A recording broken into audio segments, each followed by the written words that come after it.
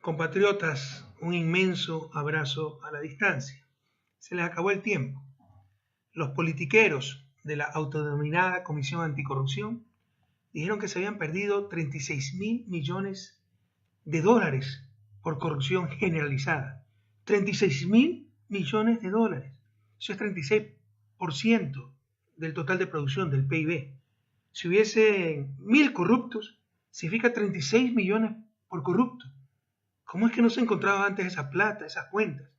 En el país cualquiera habla cualquier tontería y el medio es tan mediocre, la prensa tan falta de profesionalismo, el nivel político tan bajo, que nadie aclara estas cosas. Esto lo repitieron los traidores de Carondelet, su prensa corrupta, la fraudulenta presidenta de la Asamblea Nacional, entre muchos otros.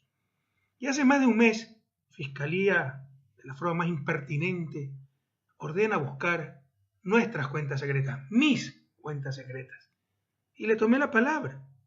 Y le pusimos plazo, por inútiles que sean, un mes más que suficiente para encontrar las dichosas cuentas. Plazo que acabó el día de ayer y no encontraron nada, ni encontrarán. Saben que todo fue una gran farsa. ¿Quién es corrupto si no es para enriquecerse? ¿Acaso una lucha sincera contra la corrupción no debieron empezar encontrando las cuentas de los corruptos? No lo hicieron, porque sabían que mentían. Jamás hubo corrupción generalizada. Eso lo dice ahora Moreno. 6 años como vicepresidente en corrupción generalizada. O era cómplice, o era tonto, o está mintiendo.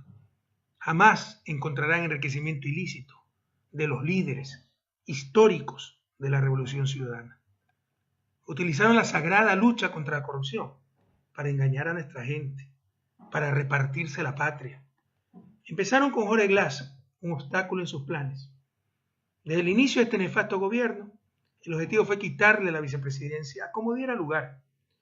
Para ello y para todo, han tenido la complicidad de la prensa corrupta, la mayor culpable de lo que pasa en el país. Sin ella, este gobierno tan mediocre, no fuera absolutamente nada. El caso de Brecht es una verdadera vergüenza para un Estado de Derecho. Jorge Glass, un hombre inocente, al que no le han encontrado 20 centavos mal habidos, se encuentra preso. Y los corruptos confesos de Odebrecht, corruptos y corruptores, ni siquiera fueron acusados, no fueron acusados, compatriotas, por el Estado ecuatoriano, por sus autoridades, por sus representantes, no fueron acusados. Pueden venir a tomar el sol a las playas del Ecuador, no pasa absolutamente nada. Están en la total impunidad. Y esto también implica que jamás podremos cobrarle a esta empresa ni a esos funcionarios el dinero que robaron al pueblo ecuatoriano. Esto obedece a un claro pacto con Odebrecht, ya denunciado por José Serrano, expresidente de la Asamblea Nacional y ex aliado del régimen, que sabía lo que sucedía. Pacto que nadie ha investigado. Ahí están los verdaderos corruptos. En 10 años de Revolución Ciudadana, tuvimos más de 100 personas con rango de ministro. ¿Cuántas de ellas traicionaron a su patria, cayendo en la tentación de la corrupción? Menos de los dedos de una mano. ¿Cuántos fueron altos dirigentes de la Revolución Ciudadana? Ninguno. Ninguno. Carlos Polit, ex contralor prófugo de la justicia por el caso de Brecht, ya era contralor cuando empezó el gobierno de la Revolución Ciudadana, elegido por el Congreso de la Partidocracia. Yo no lo conocía. Ganó los respectivos concursos y permaneció en el cargo. Pertenecía a Sociedad Patriótica y era y es muy amigo de Jaime Nebot. Pero si Polit es corrupto, ¿cómo entender que su mano derecha, Pablo Celi, sea quien ilegalmente lo reemplace? Es imposible que Celi no haya conocido las fechorías que se daban en Contraloría. De hecho, fue Celi el que firmó la mayoría de informes favorables de Odebrecht. Ahí está nuevamente la verdadera corrupción. Se mantiene a Celi para que tan solo sirva de inescrupuloso instrumento de persecución contra la Revolución Ciudadana. Mi equipo de gobierno, mis compañeros de lucha, que no se vendieron ni traicionaron, tienen cerca de 300 auditorías, muchas de ellas con falsos indicios de responsabilidad penal, por lo que incluso han tenido que vender sus bienes para poder contratar abogados para su defensa. Ramiro González, ladrón del IES, ¿acaso no fue alto dirigente de Izquierda Democrática? ¿Acaso no fue 2 veces prefecto de Pichincha? ¿Acaso no fue Binomio y León Roldoso en las elecciones presidenciales del 2006? Todos ellos son también corruptos. Abunda la hipocresía. Si no hubiéramos descubierto sus fechorías, González aún sería el engreído de los medios y de la oposición por su traición a la Revolución Ciudadana. ¿Lo recuerdan? Fue la investigación que abrió el SRI durante mi gobierno la que descubrió el enriquecimiento ilícito de este sinvergüenza. Y nadie habla, por ejemplo, de Carlos Pareja Cordero, cabecilla comprobado de la red de corrupción de la refinería de Esmeralda, el que lavaba el dinero de Estados Unidos, ya que es alto dirigente social cristiano y muy cercano a Jaime Nebot. Les aseguro que pronto lo dejarán en impunidad. Esa es la corrupción social cristiana. La plata ni siquiera entra al país. A Carlos Pareja Llanuselli, el famoso Capaya, quien fuera pocos meses ministro de mi gobierno, lo conocí recién en el 2005. En mi calidad de ministro de Finanzas era también presidente del directorio de Petroecuador en el 2005. Y lo propusieron como gerente de los mismos movimientos sociales. ¿Son todos ellos entonces corruptos? No, compañeros. Los deshonestos o aquellos a los que se les dañó el corazón en el camino no tienen un rótulo que diga corrupto. Y un gobierno honesto no es el que no tiene caso de corrupción. Eso es imposible, es demagogia. No es posible no tener caso de corrupción en 10 años. Un gobierno honesto es el que no tolera la corrupción y jamás la toleramos. Pero con el discurso anticorrupción nos engañaron para hacernos aprobar una consulta inconstitucional. Es así con fines corruptos, que tenía dos objetivos fundamentalmente. Primero, inhabilitarme para una nueva candidatura presidencial. Y así, en función del pacto corrupto de Moreno con los socialcristianos, abrir el camino a la presidencia de Jaime Nebot Sade. Sabían que jamás hubiese permitido que Nebot y las mafias socialcristianas llegaran nuevamente a la presidencia y que de ser candidato los derrotaría, incluso en el mismo Guayaquil. El segundo objetivo de esa consulta mafiosa, repartirse el Estado, como en el viejo país, cual botín entre piratas, las cortes, consejo de la judicatura, consejo electoral, consejo de participación, todo vuelve a ser de lo peor de la partidocracia. La desinstitucionalización es vergonzosa, todo es transitorio, todo es temporal y todo es ilegal e inconstitucional. Ecuador sufre un verdadero golpe de Estado. Juegan con la memoria de los jóvenes y los sepultureros del país pretenden ser los resucitadores.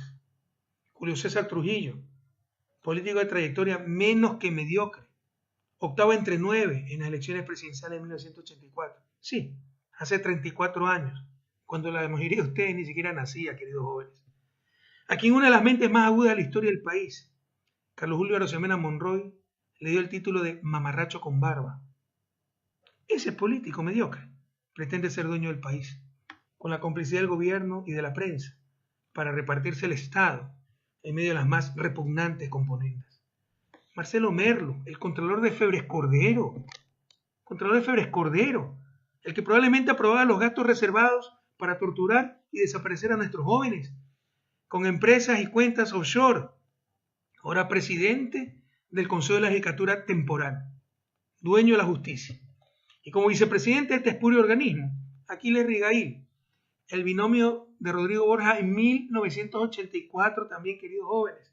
Estamos hablando de hace 34 años. La inmensa mayoría del pueblo ecuatoriano ni siquiera nacía. Binomio Rodrigo Borja, a quien apenas perdió la elección, lo traicionó y se fue a formar parte del gobierno de Febres Cordero, faltando a los más elementales principios de ética política. Y tantos otros ídolos con pie de barro, representantes del viejo país, que nos ha traído, nos ha resucitado la prensa corrupta y los traidores. Se ha perdido realmente la vergüenza. Ahora tenemos un presidente que gana 3 sueldos. Un gabinete donde se venden los ministerios a $1,5 millones. Se lo denunció y nadie investigó.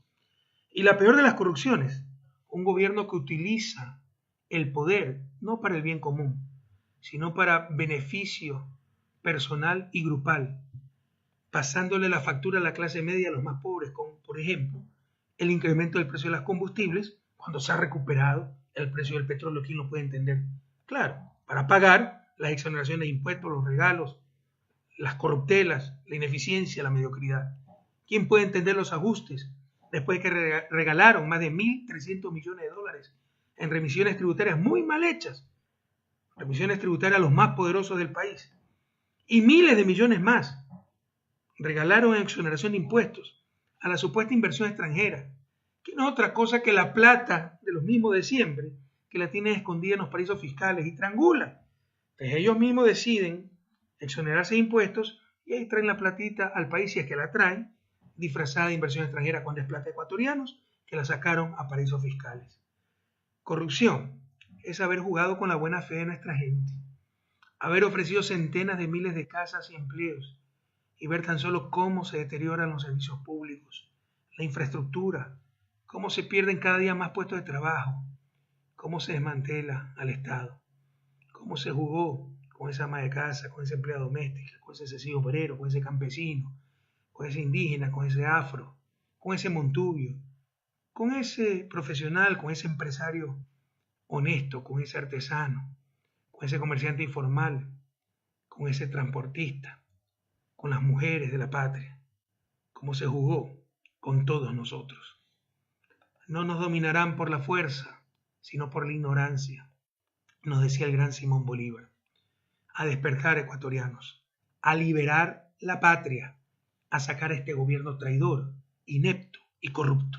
Hasta la victoria siempre, compañeros.